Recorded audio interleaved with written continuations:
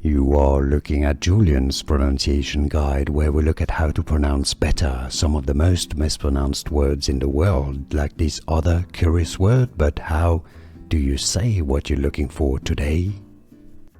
Let's learn once and for all how to pronounce this name correctly in Italian. This is Italian for fennel, you know, the herb, the plant fennel.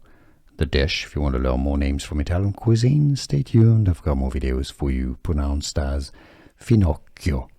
Italian pronunciation, finocchio. Because you have a double CH, pronounced like a K, you want to stress on that double CH. Finocchio.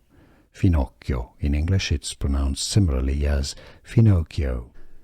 Here are more videos on how to pronounce more confusing words and names too many mispronounced. Like this video if you found it useful. I appreciate your support. I'll see you soon and thanks for watching.